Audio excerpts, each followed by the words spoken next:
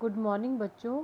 आज हम अपना कक्षा 10वीं का पहला अध्याय रासायनिक अभिक्रिया और समीकरण चैप्टर के कंप्लीट होने पर लघु उत्तरीय प्रश्न को डिस्कस करेंगे। तो डिस्कस करते हैं अपने क्वेश्चंस को।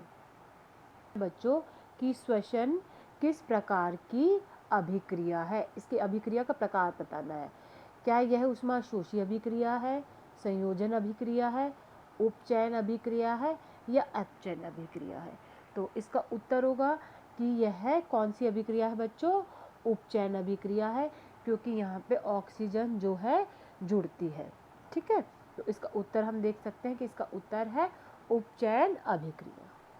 चलते हैं अपने अगले प्रश्न। पहला प्रश्न है कि सिल्वर क्लोराइड का क्या रंग होता है। ठीक है ना, तो उसका रंग क्या है, हरा है, श्वेत है, पीला है या काला है। तो मैंने आपको बताया था कि इसका रंग क्या होता है बच्चों, इसका रंग होता है बच्चों श्वेत।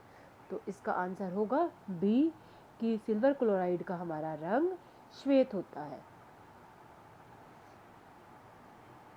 तो हमारी साग सब्जियां विघटित होकर जब कंपोस्ट बनाती हैं तो वो किस प्रकार की अभिक्रिया का उदाहरण है।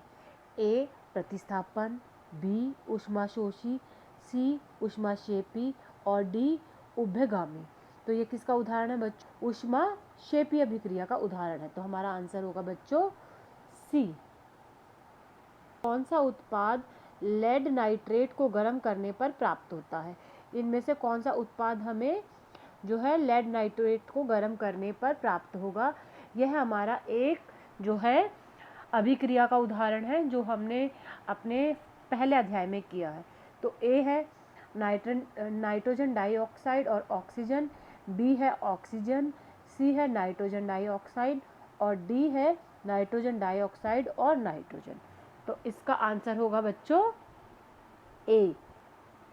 अगला प्रश्न है बच्चों कि जो हमारा जस्ता यानी जिंक है वो जब तनु हाइड्रोक्लोरिक अम्ल के साथ अभिक्रिया करता है तो वो कौन सी गैस का निर्माण करता है, उस टाइम कौन सी गैस बनती है।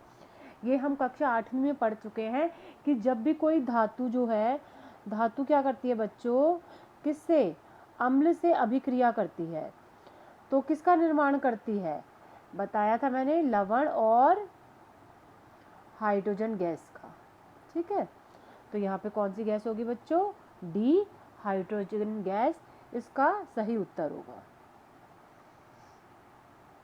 जिनमें अभिकारकों के बीच आयनों का आदान प्रदान होता है वे कौन सी अभिक्रिया होती है। ए वियोजन अभिक्रिया, बी संयोजन अभिक्रिया, सी विस्थापन अभिक्रिया और डी द्विविस्थापन अभिक्रिया। तो इसका उत्तर होगा बच्चों डी द्विविस्थापन अभिक्रिया।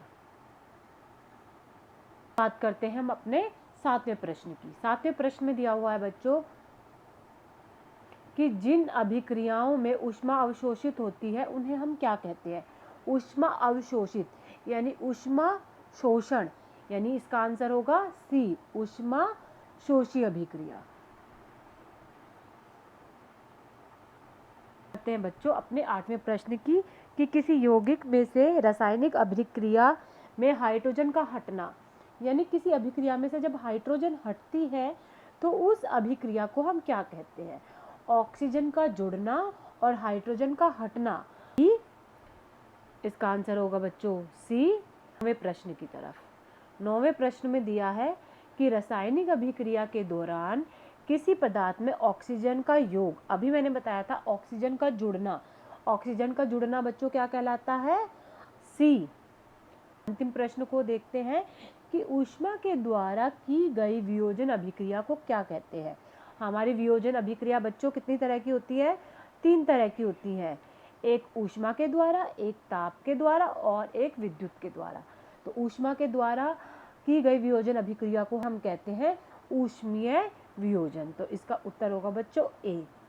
तो आज हमने पहले चैप्टर के 10 क्वेश्चन को डिस्कस किया। इन क्वेश्चन को आप ध्यान से देखें और अच्छे, ताकि आपके 1 मार्क के क्वेश्चन तैयार हो जाए।